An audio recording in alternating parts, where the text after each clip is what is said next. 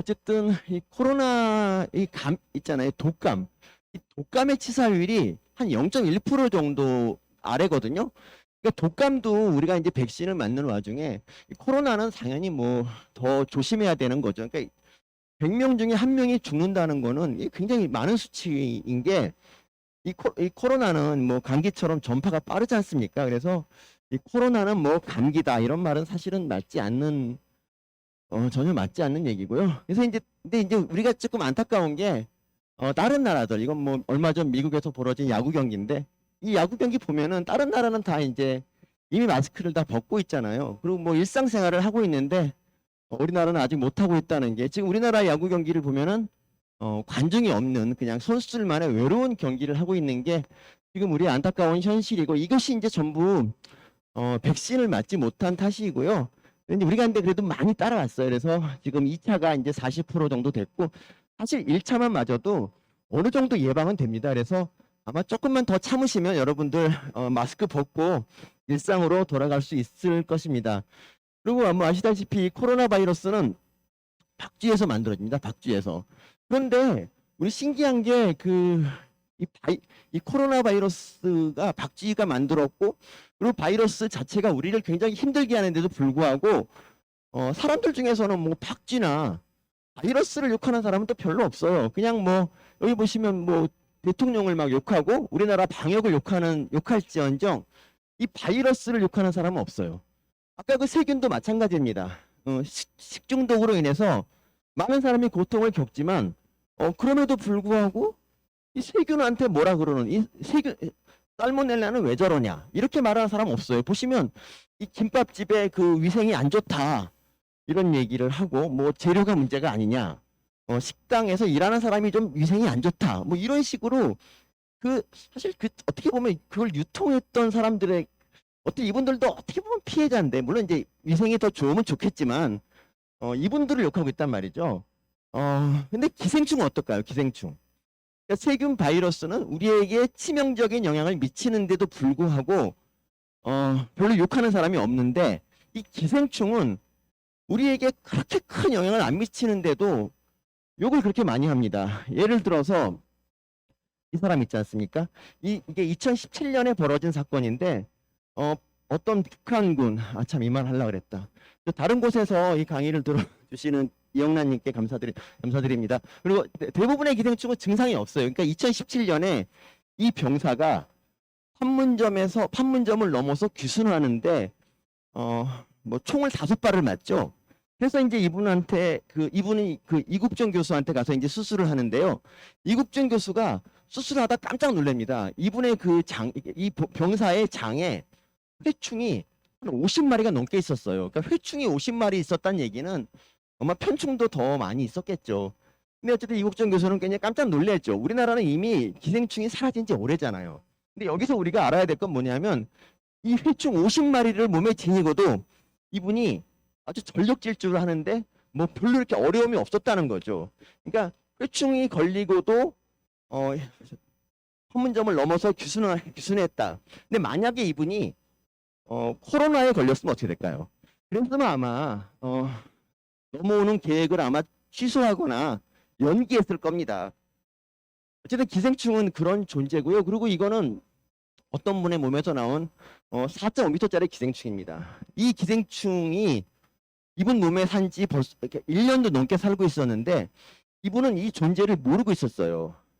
왜 모르고 있었을까요? 이건 워낙 증상이 없어서 그렇습니다. 그러니까 이것도 마찬가지인데요. 이거는 이제 2014년 있었던 일인데 여기 보시면 이런 기사가 있죠. 13살 남자아이 항문에서 3.5m짜리 기생충이 나왔다. 뭐 다 이런 기사가 나오는데 이러면서 이제 여기서 다 기생충을 욕하는 기사예요. 근데 이 사건의 진실은 뭐냐면 이거예요. 그러니까 이 기생충 3.5m짜리 기생충이 어린 아이의 몸속에 들어갔어요. 이 아이가 이제 회를 좋아해서 회를 먹다가 기생충에 걸렸는데 있는지도 모르고 살다가 이 아이가 물론 이제 기생충과 관계없는 이유로 설사를 합니다. 그 설사가 기생충한테는 쓰나미거든요. 쓰나미.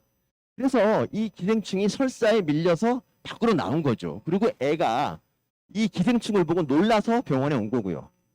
그러니까 어떻게 보면은 뭐 물론 이제 그렇게 말하면 안 되지만 이 기생충 입장에서 보면은 기생충은 피해자잖아요. 재난의 피해자라고요. 그런데 보시면 이 기사는 전부 다 이런 거예요. 어떻게 13살밖에 안 되는 아이의 몸에 그렇게 기다란 기생충이 들어갔냐? 이 기생충 나쁜 놈아. 이런 기사를 이제 쓰고 있다는 거죠. 그러니까 사람들이 이 경우는 기생충이 피해자인데도 불구하고 그러니까 이런 댓글을 달리는 거죠. 이런 댓글. 그러니까 그리고 이거는 이제 제가 영상은 안 틀겠지만 이게 그 방어 사상충입니다. 그러니까 어떤 여자분이 이 회를 먹으려고 하다가 요게 이제 나온 거죠. 요게. 이거를 보고 이제 많이 놀랐습니다. 그래서 이제 막 비명 지르고 막 울고 그러고 이제 막 사장한테 욕하고 막 그러는 게 나오는데 어쨌든 이 나온 게 이겁니다. 예.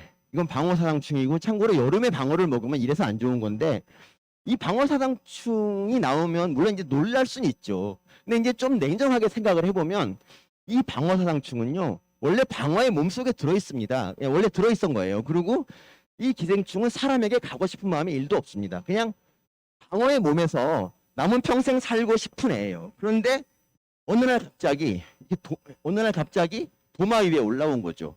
분위기가 왠지 싸하지 않습니까? 그래서 얘가 안 되겠다. 여기서 빨리 도망가야겠다는 마음으로 그냥 꼼지락거리면서 나온 거예요. 이게 그렇게 큰 잘못은 아니지 않습니까? 이 기생충이 뭐 이 손님을 공격하거나 뭐 뺨을 때리거나 뭐 이런 거 없었습니다. 그냥 여기서 꿈틀거리다가 나온 거예요. 근데 이게 그렇게 욕먹을 일인가요, 이게? 이게 이렇게 욕을 먹는 게 좀 억울하다 이거죠. 그리고 사람들은 있잖아요. 굳이 기생충이 아니라도 몸에서 좀 더러운 것만 나오면 죄다 이제 기생충이 아니냐라고 이제 몰고 가는 경향이 있어요.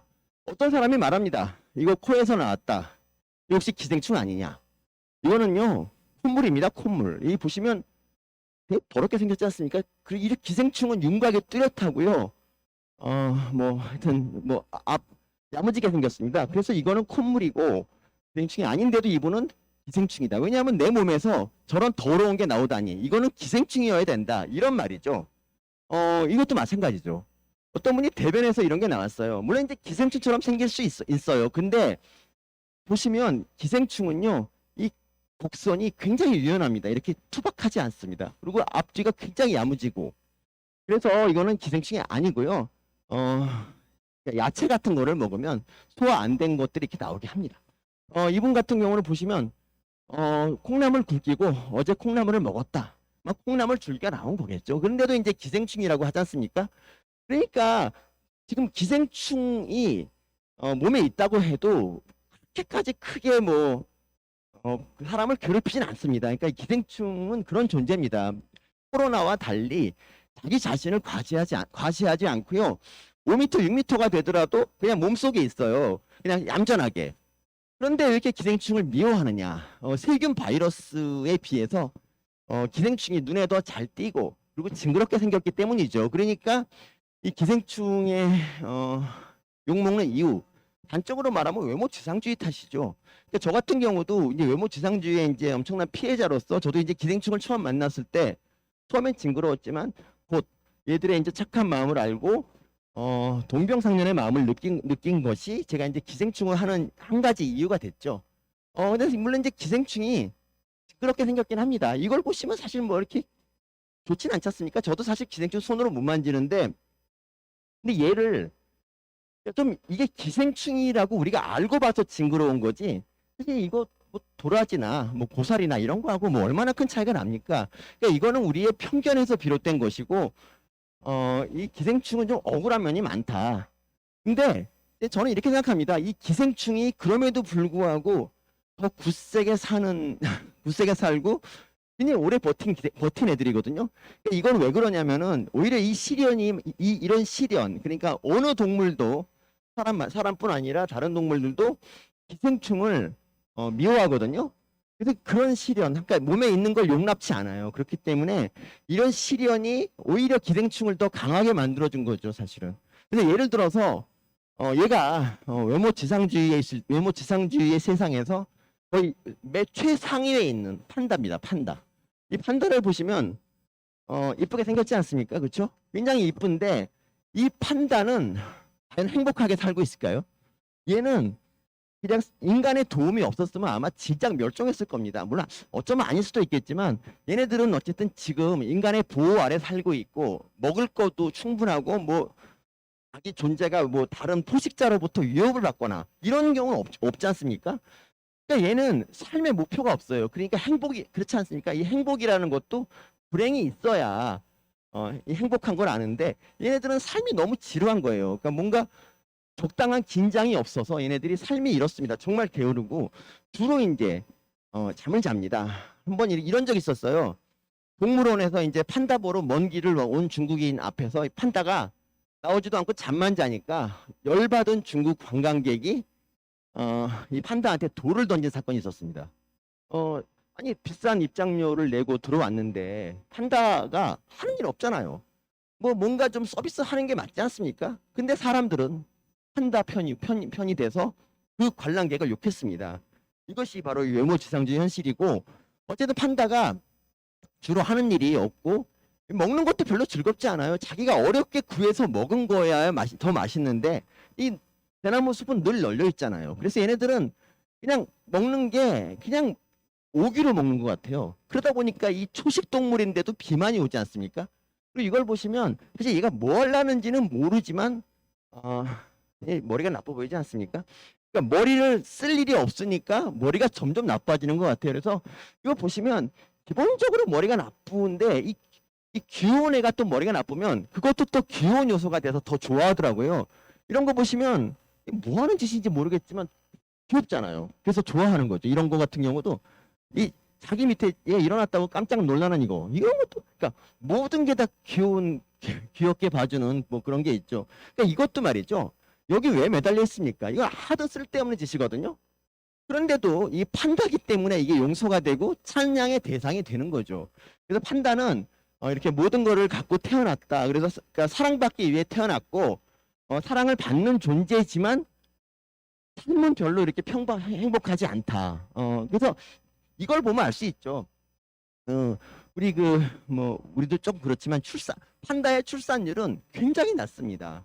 그러니까 얘네들은 배란기가 됐을 때 암수를 넣어놓고 뭐라도 좀 하라고 해도 하지 않습니다. 잠만 잡니다.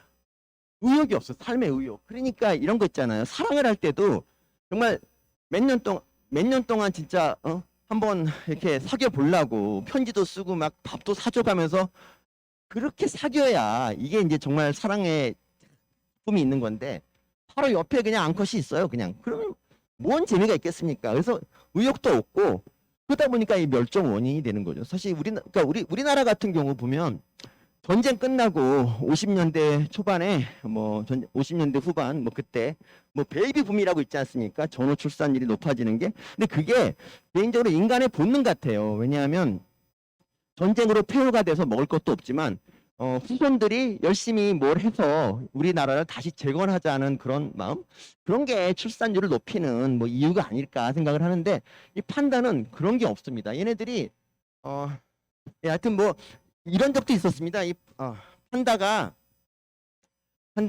저기 판다 주위에 이 대나무 숲이 갑자기 말라 죽은 일이 있었습니다. 예. 대나무 숲이 말라 죽은 적이 있었는데 거기서 한 4km만 더 걸어가면 대나무 숲이 울창하게 있는데 그거를 포기하고 판다들 몇십 마리가 떼죽음 당하는 일이 있었어요. 그래서 이게 이제 그 장면인데 둘이서 뭔가 좀 해보라고 하니까 안에서 그냥 막대기로 때려가면서 하지 않습니까? 이것이 바로 판다의 실성이고요. 그리고 이건 이제 유태인 얘기인데 물론 이제 우리가 이제 유태인 보면 이게 좋은 얘기를 많이 하지 않습니까? 근데 유태인 노벨상도 많이 받고 미국에서 보면 유태인들 평균 수입이 미국인들 평균보다 몇 배 많다 이런 말이 있는데 이들이 왜 이렇게 강해졌을까? 물론 이제 민족 자체도 우수할 수도 있죠. 근데 전 그거보다도 이분들이 몇천 년 동안 온갖 나라에서 차별을 받았던 그런 역사, 그런 것들이 이들을 더 강하게 만들지 않았을까. 그래서 전 기생충이 그런 면에서 참 이 실현이라는 것은 기생충을 강하게 만든 한 가지 원인이라고 생각하는데 문제는 이제 실현만 있으면 다가 아니죠. 그러니까 기생충 이걸 보면 이건 넘어가겠습니다. 기생충은 참 어렵게 그러니까 기생충이 죄송합니다. 제 마스크가 자꾸 떨어져서 저기 기생충으로 사는 거는 사실 별로 편하지 않습니다. 이렇게 껌껌한 데 있지 않습니까? 이렇게 껌껌하고 별로 이렇게 여기 그러니까 이 아무것도 보이지 않는 빛도 없는 정말 그리고 끈적끈적한 그런 곳 그냥 단지 먹을 것만 먹을 뭐 공급될 뿐인 이런 곳에 기생충이 살고 있다는 거 사실 안타까운 일이고요. 그리고 이게 얘네들이 이 장운동을 하잖아요. 장운동. 이 장운동이라는 게 사실은 이게 지진 같은 거거든요. 그래서 아까 이제 이거는 뭐 장운동이 지진 같은 거고 그리고 이건 뭐냐면 사람이 설사를 하잖아. 설사 같은 걸 아까 이제 그 아이에서처럼 설사를 하면은 정말 이렇게 떼죽음을 당하는 그러니까 기생충 약을 굳이 먹지 않아도 설사를 한 이틀 정도만 하면 기생충이 되게 다 멸종이 되거든요. 근데 어쨌든 이 기생충 같은 경우도 마찬가지입니다. 이분도 6개월 전에 이 기생충이 들어와 살았는데 이분이 결혼식에 가서 상한 회를 드신 게 그런 다음에 설사를 한 일주일가량 했거든요. 그래서 6m쯤 되는 이 기생충이 밖으로 내쫓겼죠. 어쨌든 이 기생충 입장에서는 굉장히 날벼락이지 않습니까? 근데 어쨌든 이런 거, 그러니까 어둡고 깜깜한데 살고 그리고 뭐 걸핏하면 장운동 일어나고 그리고 또 설사하고 이런 시련을 이제 견디면서 살아야 되는데 이 시련을 견디는 힘이 바로 뭐냐? 저는 이 기생충이 뚜렷한 목표라고 생각합니다. 목표. 이 영화는 이제 엑시트라는 영화인데요. 여기서 이 남자가 소녀시대 윤하를 짝사랑해서 잘 보이려고 지금 이제 재난 상황에서 지금 엄청난 일을 하는 겁니다. 이 윤하가 없었으면 이런 에너지는 나오지 않죠. 이 목표 때로는 이 목표라는 게 되게 큰 힘을 발휘하게 만드는데 기생충도 마찬가지입니다. 그러니까 머리가 좋고 나쁘고를 떠나서 목표가 얼마나 절실하냐 그게 이제 대단한 일을 하냐 아니냐 그 차이인 것 같아요. 그래서 뭐 이거는 이제 다 여러분들 아시는 쇼생크 탈출이죠. 이 영화 정말 재밌지 않습니까? 괜히 이것저것 TV 채널 돌리다가 이 영화만 나오면 그냥 계속 고정해서 보게 되는. 근데 이 마지막에 탈출하는 장면은 언제 봐도 제가 한 20-30번 본 것 같아요. 너무 아름답고. 그런데 넘어가겠습니다. 그러니까 이거는 뭐 이제 아프리카 가난한 마을에서 벌어진 기적이라는 건데 이제 마을이 너무 가난하고 볼 게 없으니까 이렇게 이제 그림을 그려서 관광객을 뭐 오게 했다 뭐 이런 거고요. 그리고 이것도 뭐 그렇습니다. 그러니까 지금 인간의 상상력에 대해서 말씀드리고 있는데 이 상상력이라는 게 어떤 이제 투철한 뭐 뭔가 어떤 뭐 정신 뭐 그런 게 이제 상상력을 만드는 거죠. 그러니까 머리가 너무 좋아서 만드는 게 아니라는 거죠. 그러니까 예를 들면 이 호텔 수영장은 항상 지하나 지상에 있었어요. 그러니까 이게 뭐 물의 무게 때문에 그렇다고 하는데 뭐 싱가포르에서 이 호텔 기억나시죠? 아시죠? 저는 못 가봤지만 어쨌든 이 호텔은 수영장을 아예 위에다 올려놨잖아요. 그래서 이렇게 사람들이 맑은 정말 장관을 보면서 수영을 하게 되는 그런 그러니까 이 수영장을 단지 위로 올린 것만으로 이 호텔의 사람들이 뛰어 터지게 되고 그로 인해 굉장히 많은 돈을 벌었지 않습니까? 근데 기생충들도 이런 일을 합니다. 기생충에게 이 목표란 무엇이냐면 기생충은 이런 게 있어요. 그러니까 이 세상의 모든 사람 아니면 다른 동물들, 이 세상의 모든 동물들에게 내 자식을 넣어주자. 그런 목표가 있기 때문에 아무리 뭐라 그래도 기생충은 참을 수 있는 거죠. 그래서 예를 들면 이제 영가시 같은 경우는 얘는 이제 곤충의 몸에 살아요. 근데 곤충의 몸에 살지만 얘네들이 정말 가고 싶은 곳은 물이에요, 물. 왜냐하면 물 속에 가야지 짝짓기와 알라키를 할 수 있지 않습니까? 그래서 얘는 물로 반드시 갈라 그러는데 사실 곤충이 물로 잘 안 가요. 뭐 이런 물 가봤자 소용도 없고요. 그러니까 물로 가야지 다른 암컷이나 수컷이 있어서 짝짓기를 하는데 곤충이 물로 가지 않고 죽어버린다. 그럼 어떻게 될까요? 이 연가시의 삶은 그럼 아무것도 아닌 게 되죠. 단지 그냥 짝짓기 하나만 보고 이 어둡고 그러니까 깜깜하고 정말 별로 좋지도 않은 곳에서 몇 개월을 버텼는데 얘가 물로 안 가면 정말 인생에 뭔 낙이 있겠습니까?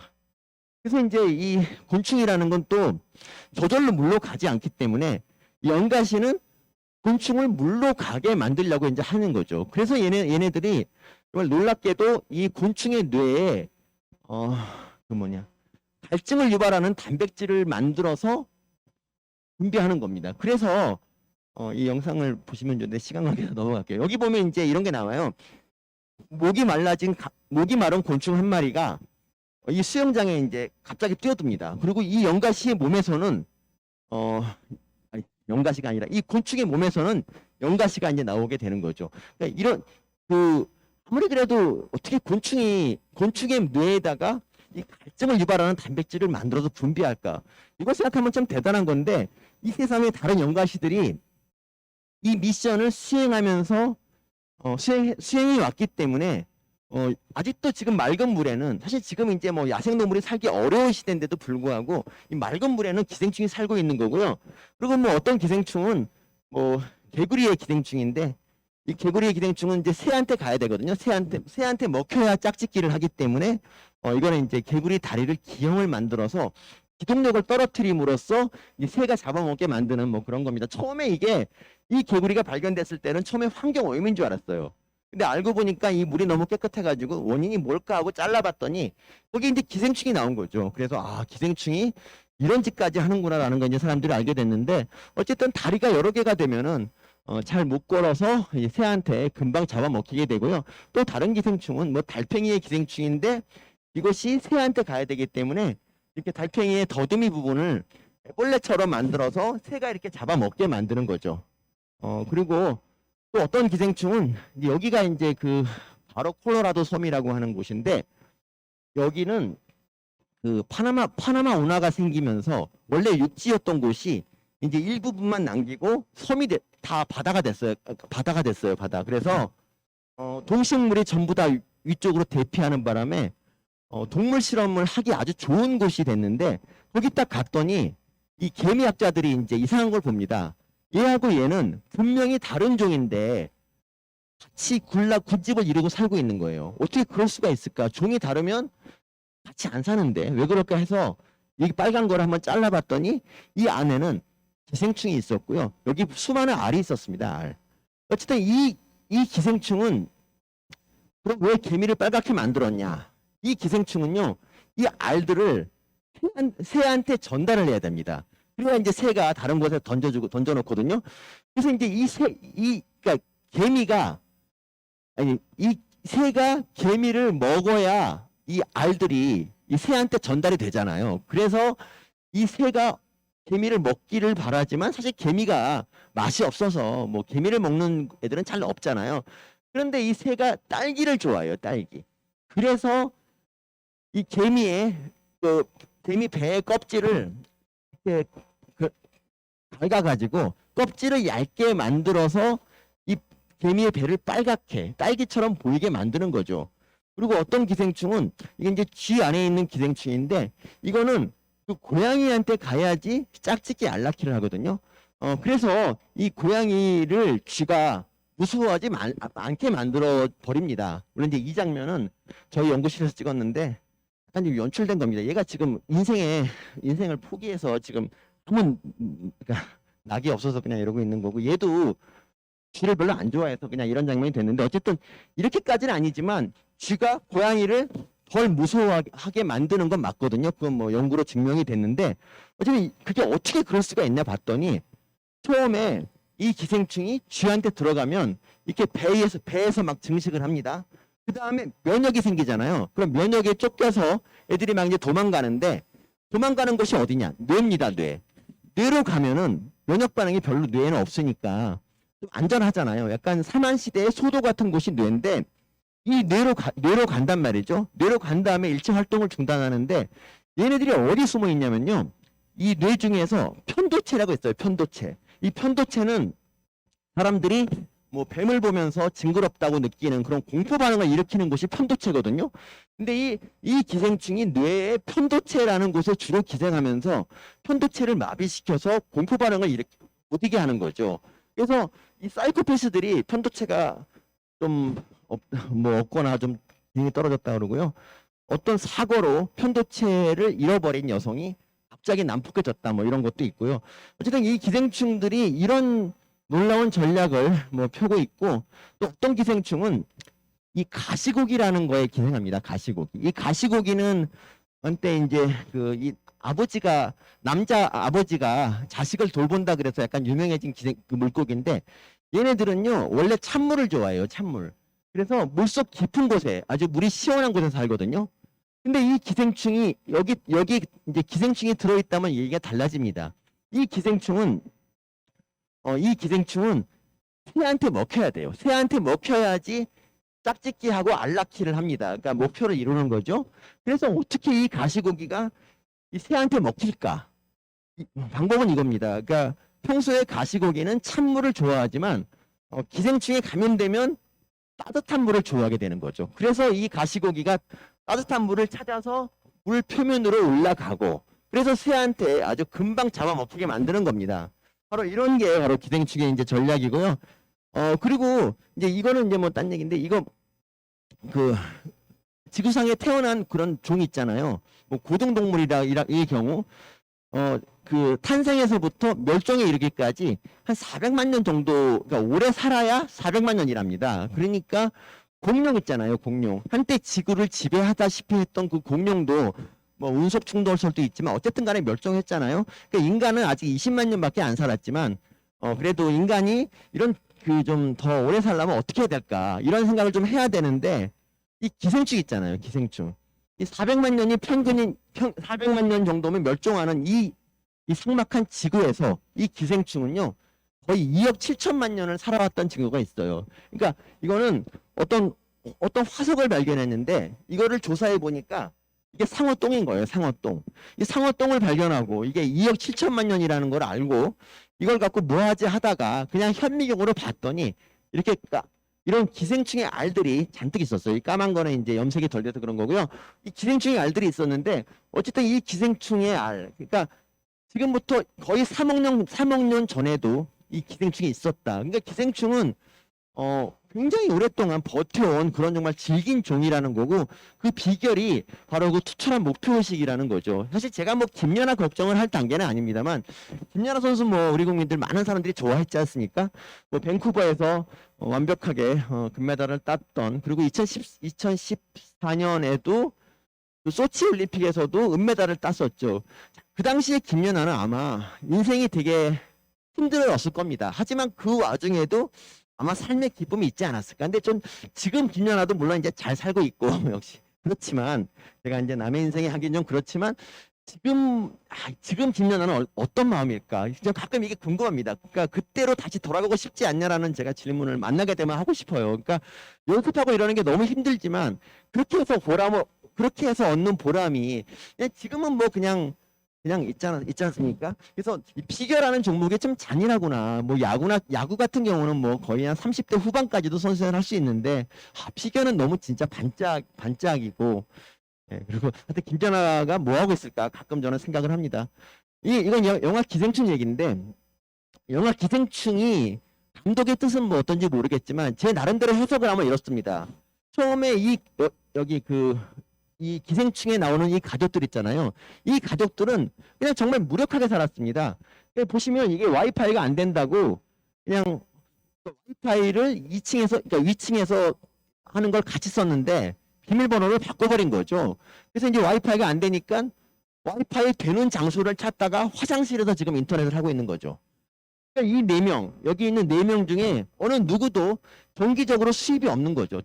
정기적인 수입이 없고, 그냥 기껏해야 뭐 피자 박스 같은 거 접고, 이거 그냥 이런 알바로 돈을 받으면 맥주 한 잔 마시면서 좋네 이렇게 하는 분들입니다. 그러니까 이분들에게 미래는 뭐 별로 이렇게 밝진 않죠. 앞으로도 계속 반지하에 살 수밖에 없을 운명이죠. 그런데 이분들한테 그 계기가 찾아옵니다. 그 계기란 게 뭐냐면, 이 친구가 아니라 이제 얘인데, 송강호의 아들이 친구가 있는데, 이 친구가 연세대학교에 다닙니다. 근데 얘가 어떤 부잣집 딸, 그러니까 박사장의 딸을 과외를 하는데, 이 친구가 미국에 유학을 가게 되면서 1년 동안 자기 대신에 그 딸을 가르쳐 칠 사람이 필요합니다. 그런데 다른 친구들은 혹시 그 딸과 연애를 할까봐 연애할 확률이 전혀 없는 이 친구한테 부탁을 한 거죠. 근데 이 친구는 이제 여기서 문제가 이거죠. 이 친구는 대학생이 아닙니다. 사수생이에요, 사수생. 대학에 3번 떨어졌죠. 그러니까 대학에 못 간 그런 사수생이 대학을 가겠다는 부잣집 박사장네 딸을 가르친다는 게 좀 말이 안 되지 않습니까? 그런데 이 친구는 이 재학 증명서를 위조를 하면서 결국 이제 과외 선생님이 됐어요. 그리고 과외를 이제 하는데 또 여기서 또 뭔 일이 생길까 했는데 별로 안 생기더라고요. 어쨌든 잘 가르치는 역시 그 4년 입시 공부의 내공 때문에 이렇게 했는데 어쨌든 이 아들을 보면서 송강호의 다른 식구들이 어떤 생각을 했겠습니까? 아니 저렇게 대학도 못 간 놈이 과외 선생 하고 있는데 우리도 못할 게 뭐냐? 우리 모두 이 박사장네 집에 가자. 이런 생각을 하게 됩니다. 그러니까 이 네 명을 뭐 이런 말해서 좀 그렇지만 이 네 분을 뭐 이제 기생충에 비유한다면 이 박사장네 부잣집 박사장은 종숙주가 되는 거죠. 숙주. 그러니까 짝짓기하고 알라키를 할 수 있는 그런 숙주가 되는 거죠. 그래서 모든 이가 다 그쪽으로 가기로 하고 첫 번째로 딸이 미국에 가본 적도 없는 이 딸이 미국에서 미술을 배운 제시카다. 하면서 이 아들, 굉장히 싸가지가 없는 이 아들의 미술 선생이 됩니다. 그리고 이 송강호는 원래 이제 운전을 오래 한 사람인데 기존에 있던 운전사를 쫓아내고 운전사가 됩니다. 그리고 이 마지막에 이제 송강호 부인이 이제 가사 도우미가 되고 싶은데 이 가사 도우미가 되려면 원래 먼저 있던 그분을 쫓아내야 되잖아요. 그래서 이제 이분한테 복숭아 알레르기니까 복숭아를 좀 뿌려가지고 기침을 하게 하고 그 기침에다가 이렇게 토마토 케찹을 뿌립니다. 그러니까 핫소스를 뿌린다. 핫소스. 우리나라에서 기침했는데 피가 나온다 그러면은 거의 결핵이던 시절이 있었는데 지금도 좀 그렇습니다. 그래서 결핵이라는 생각에 이제 놀라고 그리고 이 여자를 해고를 하고 4명이 모두 이제 그 집에 들어가게 되는 거죠. 그러니까 결국 이제 이 4명이 모두 이 집에서 돈을 벌게 되면서 얼마를 버는지는 나오지 않았지만 이 넷이 벌면 어쩌면 한 1년만 벌어도 조금 더 나은 집으로 이사를 갈 수 있지 않겠느냐 이런 이제 희망을 가질 수가 있는 거죠. 근데 이건 물론 영화지만 이분들에게 그러니까 그 전까지 무기력하게 앉아 있고 그리고 부인이 송강호한테 물어보죠. 당신은 계획이 뭐냐? 그랬더니 무계획이라고 계획이 없다고 무계획이야말로 가장 완벽한 계획이라고 혼자 웃던 그 송강호가 이렇게 목표가 생기니까 정말 놀라운 아이디어를 내지 않습니까? 여기서 이분들이 이제 했던 그런 수법들 물론 별로 좋은 거 바람직한 건 아니죠. 남을 속이는 거니까. 근데 그 속이는 것들이 이 기생충에 나오는 이런 것들하고 좀 비슷하지 않습니까? 그러니까 제가 말하는 거는 이거죠. 그러니까 목표라는 것은 이 사람을 변화시킨다는 거예요. 근데 여기서 이제 송강호의 가족과 이 기생충이 극명한 차이를 보이는 게 있어요. 이 송강호 가족은 기생충이 아닙니다. 인간입니다. 인간이기 때문에 기생충은 어떤 모욕도 참을 수 있지만 송강호 이쪽 가족은 마지막 자존심이 있죠. 사실 이 송강호 아들, 그러니까 뭐 스포일러 말해서 죄송한데 어쨌든 이 아들, 부잣집 아들이 송강호 몸에서 냄새를 맡습니다. 이상한 냄새를 맡고 이게 반지하 냄새를 맡습니다. 그리고 이 부인하고도 똑같은 냄새가 난다고 얘기를 하고 그리고 나중에 이제 뭐 다른 또 사람한테 이렇게 그러니까 이 냄새라는 게 좀 그렇지 않습니까? 뭐 이 냄새라는 게 너 냄새 난다고 하면 되게 이렇게 모욕적이잖아요. 그렇죠? 제 아내도 저한테 가끔 그러는데 어쨌든 이런 말을 들으니까 더 이상 안 되겠다 그래서 이제 비극이 발생하죠. 그러니까 어쨌든 인간이기 때문에 그 인내심을 발휘하지 못했다는 게 이제 차이가 있는데 어쨌든 중요한 게 목표라는 게 얼마나 이제 대단한 것인가를 우리가 이제 알게 되는 거죠. 그러니까 저 같은 경우 이제 제가 말씀드리자면 저는 제가 이제 글쓰기를 한 이유는 사실 제가 오늘 이 자리에 있게 된 거 출발점이 글쓰기입니다. 제가 글로 뜨고 나중에 이제 유튜브로 뜨게 됐는데 출발점은 글쓰기였어요. 그러니까 제가 글쓰기를 한 이유는 간단합니다. 그냥 이 영화를 봤어요. 이 영화는 그 시라노라는 영화입니다. 시라노 보셨는지 모르겠지만 이 시라노가 대리 연애 뭐 상징처럼 돼 있는데 이 시라노는 프랑스에 있었던 시라고 이 사람은 물론 이제 프랑스의 국민 배우지만 여기선 되게 못생긴 사람으로 나와요. 못생긴 사람. 그런데 이 못생긴 사람이 어떤 아름다운 아가씨를 좋아합니다. 근데 이게 이제 이 사람 생각하기에 이 못생긴 내가 이 여자를 좋아한다고 하면 이 여자가 나 싫어하겠지? 이런 생각을 합니다. 그래서 어떤 잘생긴 다른 사람의 이름으로 연애 편지를 쓰는 거죠. 처음에 이 여자는 잘생긴 남자가 자기한테 좋다고 하니까 이제 처음에 좋아하다가 점점 뭔가 이상함을 느끼다가 결국에는 그 편지를 쓴 사람이 이 시라노라는 사람 그걸 알아내고 결국 이제 나중에 시라노를 만납니다. 근데 이제 물론 이제 결과는 안 좋았고 둘 다 죽는데 근데 여기서 중요한 건 제가 느낀 건 이거였죠. 아, 얼굴이 못생기면 글을 편지라도 잘 써야 되는구나 이 생각을 합니다. 그래야 한 번은 만나주지 않겠습니까? 그래서 이제 그러니까 만약에 이렇게 생겼다. 그럼 글을 쓸 필요가 없습니다. 그냥 벤치에 앉아서 인생만 딱 쓰고 있으면 옆에 여자분이 앉아서 아마 고민을 같이 나눌까 이렇게 한단 말이죠. 뭐 이렇게 생겨도 글을 쓸 필요가 없습니다. 너무 잘생겼죠. 요새는 왜 이렇게 잘생긴 사람이 많은지. 이렇게 생긴 사람은 글을 쓸 필요가 없지만 이렇게 생긴 사람은 여자 한 번 만나려면 글을 써야 됐습니다. 근데 여기서 이분이 혹시 영화 배우 아닌가요? 라고 이제 말하는데 여기서 말하는 영화 배우는 이 사람입니다. 향수기라고 살인의 추억이라는 영화에 나온 그 약간 덜 떨어진 그런 사람인데 어쨌든 이 박노식 씨도 어쨌든 결혼을 하셨더라고요. 나중에 찾아보니까. 근데 어쨌든 뭐 제가 마지막으로 들은 게 2년 전에 김밥천국에서 혹시 살인의 추억 그분 아니냐 2년 전에 이 말을 들었는데 그때 제가 그랬었는데 어쨌든 제가 그래서 이제 그때부터 조금씩 글을 쓰기 시작을 했는데 결정적으로 글을 인생의 목표로 삼게 된 거는 이때죠. 제가 이제 그 대학 때 사실 저는 이제 의대를 갈 때 이런 마음도 좀 있었어요. 그 주위에 들리는 정말 잘못된 소문, 뭐 의대 가면 여자가 줄 선다는 그런 좀 약간 좀 여성 비하적인. 근데 막상 갔더니 그렇지 않더라고요. 왜냐하면 젊은 여성들은 외모를 많이 봅니다. 그래서 저를 별로 좋아하지 않았고요.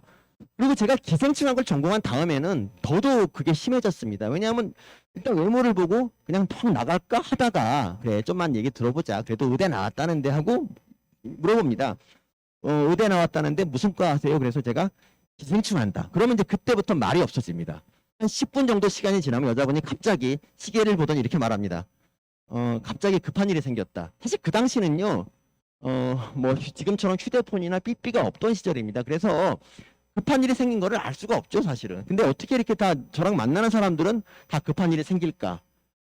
뭐 당연히 이유는 당연히 뭐 그거죠. 근데 참 제가 억울했던 건 뭐냐면 이렇게 생긴 사람들은 되게 어떤 마음으로 사냐면 여자 한 명만 사귀기만 해봐라. 내가 진짜 공주처럼 대해준다. 손에 물 안 묻히게 살게 해주겠다. 뭐 이런 마음을 가져요. 안 그러면 여자가 안 모이니까 그런 것도 있겠지만 좀 착하게 살려고 노력을 한다는 거죠. 근데 이 세상은 어떻습니까? 저처럼 진짜 여자를 공주로 모셔주겠다는 사람에게 어떤 기회를 주질 않잖아요. 그런 나쁜 남자한테만 여자가 막 꼬이고 그래서 이게 너무 화가 나서 억울해서 이제 생각한 게 이거죠. 내가 나중에 떠서 니네들한테 복수하겠다. 그래서 뜨기로 결심합니다. 물론 이제 그 다음에 뭐 그때를 반성한다 뭐 이런 분들은 별로 없었지만 딱 한 명한테 연락이 왔죠. 1년 전 작년에 연락이 왔는데 음대 다니는 분이 저하고 소개팅 했는데 저하고 잘 안 된 분이 저한테 그땐 그렇게 훌륭한 사람인지 몰랐다라고 이제 저한테 메일을 보냈고 그 메일은 지금도 저의 메일함에 저장이 되어 있습니다. 어쨌든 떠나겠다고 결심을 하는데 뭘로 떠야 될까? 사실 그 당시는 뜰만한 방법이 별로 없었어요. 제가 뭐 그렇다고 달리 잘하는 게 있는 것도 아니고 노래도 음치고 뭐 운동도 못하고 연기도 못하고 아무것도 못해서 그때 이제 생각한 게 베스트셀러를 쓰자는 거였어요. 근데 뭐 베스트셀러도 사실은 쉬운 건 아니지만 제가 그 당시 다른 거에 비해서 좀 만만하게 생각을 했고 그래서 이제 이 책을 씁니다. 사실 제가 그때까지 책도 안 쓰고 글이라고는 그냥 여자분들한테 편지나 좀 끄적거렸던 그런 경력이 있는데 그런 사람이 그냥 덜컥 책을 쓴 거죠. 글쓰기 훈련도 안 돼 있는 사람이. 그리고 여기 보면은 이게 마테우스가 마침내 태어난 우리의 스타의 준말이에요. 다 그런 건 아니지만 제목이 이렇게 유치하면 내용은 더 유치합니다. 이거는 거의 뭐 쓰레기고요. 이게 사실 제가 이런 걸 왜 썼는지 모르겠고 사실 제가 이 표지에다가 제 사진을 박지만 않았으면 그냥 서민이라고 동명이인이 썼다고 우기고 싶은 그런 책입니다. 근데 이 책을 제가 낸 걸 후회하지 않는 이유는 뭐냐면 이 책이 저의 현주소를 적나라하게 보여줬어요. 그리고 그러니까 이 세상이 얼마나 냉정한가. 그러니까 남한테 돈을 쓰게 하는 책을 하나 팔아먹으려면 이게 얼마나 어려운 걸 알았죠. 제가 이 책 나오고 이제 퇴근하고 항상 교보문고 광화문점을 갔습니다. 그래서 누군가 제 책을 사면 제가 사인해 주려고 옆에서 몇 시간씩 기다리고 있었어요. 근데 제가 기다리는 그 근 한 달 정도 걸리는 그 시간 동안 아무도 책을 사지 않았습니다. 세상이 냉정하구나 깨달았고, 그리고 친구들이라고 믿었던 사람들이 책을 안 사주는 모습에 절망했습니다. 그리고 그분들을 다 자르고 지금은 책을 사준 친구들하고 놀고 있고요. 근데 여기서 이 책의 제일 중요한 포인트는 이거죠. 목표가 생겼습니다. 드디어 저한테. 아, 진짜 이제부터 글쓰기 연습 제대로 해서 정말 팔리는 책을 한번 써보자. 이게 제 삶의 목표가 됐습니다. 그때부터 이제 글쓰기를 시작을 하고 하루에 진짜 최소 한 편 이상 글을 쓰게 됐고요.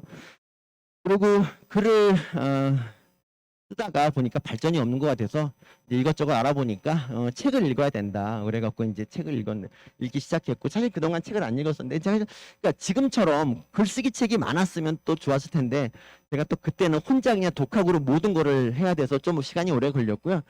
근데 이제 제가 문제는 뭐냐면 제가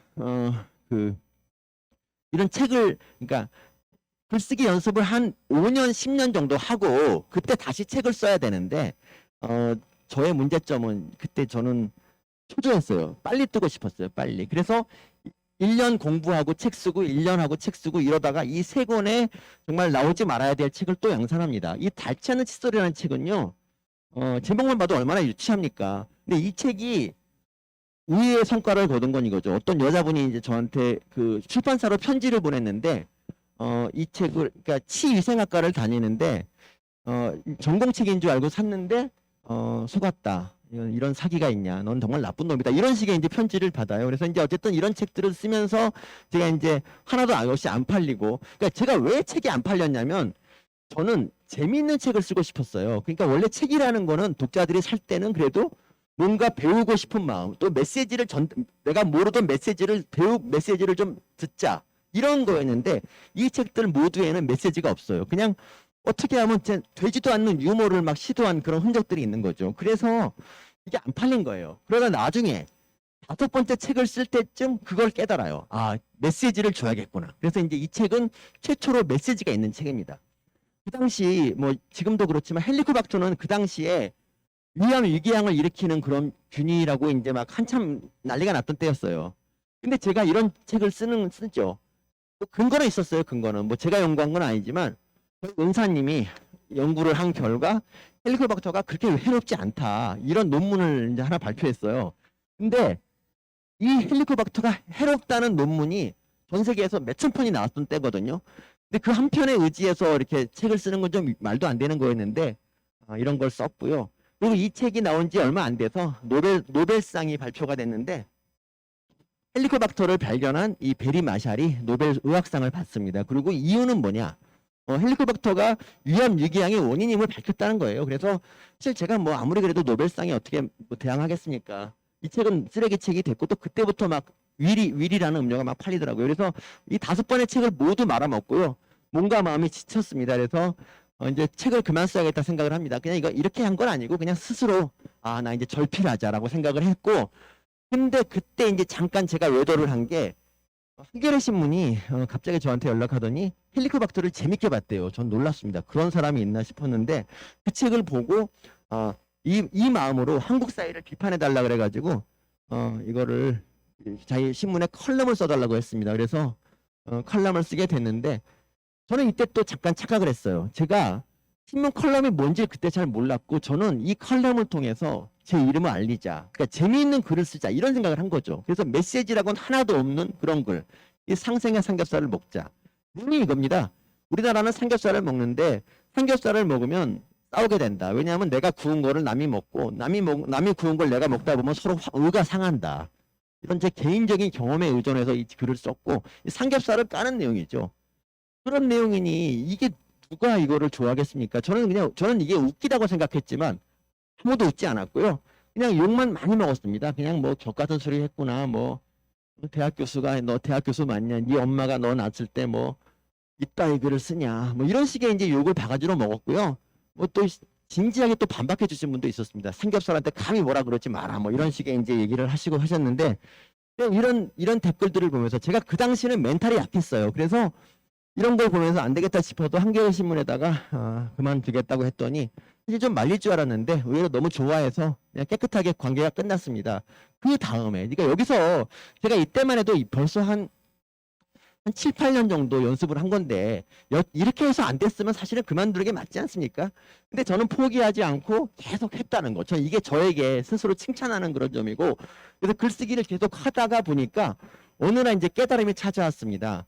뭐 여기 계신 분들 중에 혹시 뭐 자신이 쓴 글을 보고 막 운 적 있습니까? 저는 그런 적이 몇 번 있었습니다. 제가 그것도 뭐 심각하게 쓴 것도 아니고 그냥 밤에 끄적거렸는데 다음날 아침에 그 글을 보고 이거 내가 썼나? 이건 정말 신이 몰래 쓰고 온 거 아닌가? 뭐 이런 생각을 하면서 혼자 막 울고 그랬던 적이 있습니다. 그래서 이제 제가 그때 깨달았죠. 불쑥 깨달은 게, 아, 이제 내가 세상으로 나갈 때가 됐구나. 다시 한번 연락이 오면 좋겠다라고 했는데, 정말 고맙게도 이 경향신문, 지금은 이제 관계가 안 좋아서 틀어졌지만 이 경향신문이 저의 인생의 은인이라고 할 수 있죠. 여기서 이제 연락을 한 거예요. 그래서 자기 신문에 칼럼을 써달라. 근데 제가 이제 바로 수락하면 없어 보이니까 생각해 보겠다고 하고 한 2분쯤 있다가 다시 이제 전화해서 생각 많이 해봤는데 쓰기로 했다 그래갖고 쓰게 됐고요.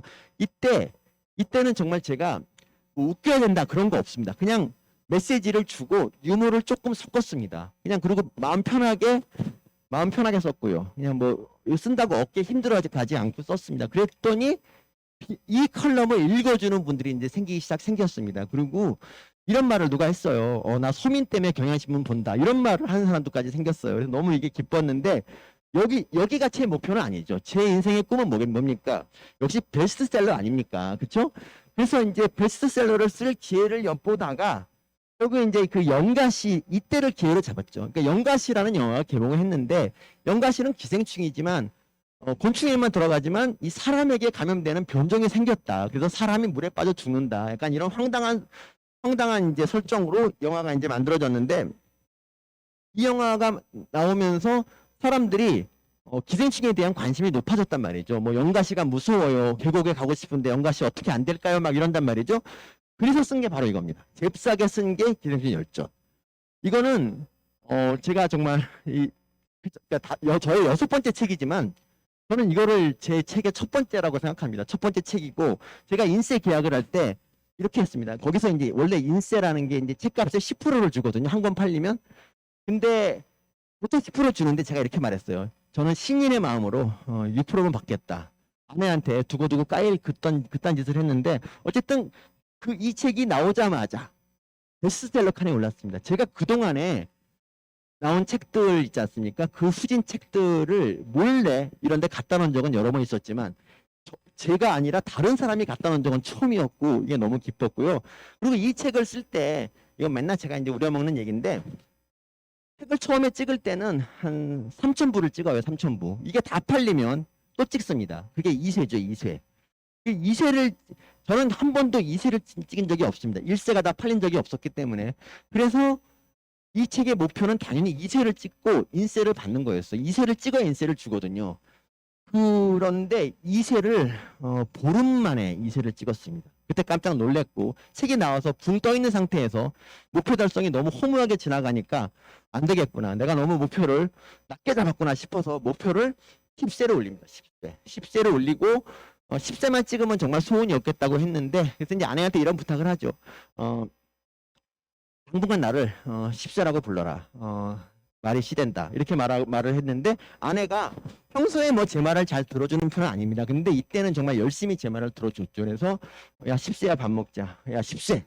내일 너 쓰레기 좀 버리고 와라. 야 10쇄야 너 내일 뭐하냐. 이런 식으로 내조를 했고, 결국에는 시간이 좀 걸렸지만 이 10쇄의 벽을 이제 드디어 넘었죠. 그리고 지금 이제 이게 22쇄까지 나와서 제가 쓴 책 중에서 제일 많이 팔린 책이 됐는데, 어쨌든 이 책이 10쇄를 돌파한 게 저의 인생에서 큰 의미가 있는 게 뭐냐면, 제가 그동안에 사실 듣보잡이라는 말 알죠? 제가 듣보잡이었는데 어떻게 그렇게 책을 많이 냈을까요?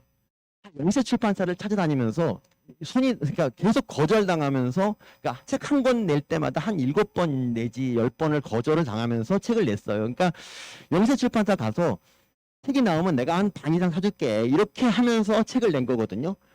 많이 찍을 필요도 없다. 뭐 한 1,000권만 찍자. 이렇게 해서 이제 책을 냈는데, 그래서 이제 이 책이 10쇄를 내고 나서부터는 먼저 출판사들이 연락을 합니다. 저는 그게 너무 기뻤죠. 그러니까 제가 그동안 영세 출판사만 찾아다니느라고 한 번도 이렇게 생각도 안 했던 그런 좋은 출판사들까지도 저한테 연락을 해서 책을 내달라 이렇게 말을 해서 너무 그게 고마워서 그냥 하나 둘씩 계약을 하다 보니까 어느덧 제가 한 10권 계약을 했더라고요. 사실 그다음부터 제가 그래서 2013년부터 책을 지금까지 17권을 썼는데 이게 딴 게 아닙니다. 그냥 계약에 밀려서 할 수 없이 쓴 책들도 굉장히 많습니다. 근데 그래도 확실할 수 있는 건 뭐냐면 이 중에 이 책들이 모두 다 잘 팔린 책은 아닙니다.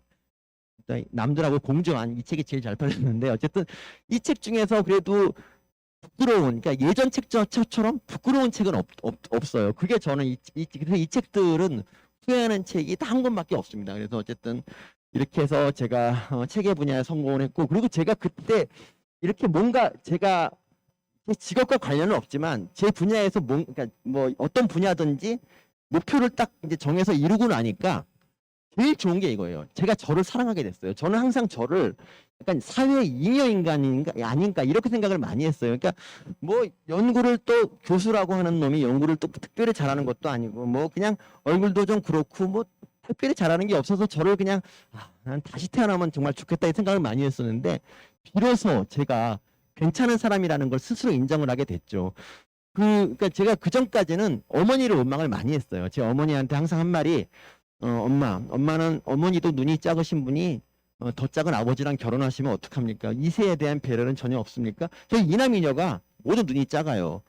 남자들은 괜찮지만 여자분들이 눈 작으면 치명적이잖아요. 그래서 우리 모두 고생을 많이 해서 다 결혼을 했지만 근데 그때마다 어머니 타박을 많이 했어요. 근데 어머니가 항상 미안하다고 하셨습니다. 근데 어느 순간부터 이제 어떻게 보면 제가 만약에 얼굴이 그냥 좀 근사하게 생겼으면 글을 쓰려고 노력을 했을까 그런 생각이 들면서 어머니를 좀 사랑하게 어머니를 용서까지 쓰는지 모르겠지만 용서하게 됐고요. 근데 이제 그러다 보니까 멘탈이 강해집니다. 그러니까 멘탈이 약한 거는 뭐냐면 자기 스스로 자신을 믿지 못하는 거잖아요. 근데 이제 저는 그러니까 저를 세상에서 제일 잘 아는 제가 나 스스로를 괜찮은 사람이라고 인정을 했는데 남들이 뭐라고 한들 그게 뭐가 관계가 있겠습니까? 그래서 오히려 저는 이런 어떻게 저의 외모에 대한 공격이나 뭐 어떤 전공에 대한 공격 이런 것들에 대해서 매우 즐기는 수준이 됐죠. 그래서 멘탈이 되게 강해졌고요.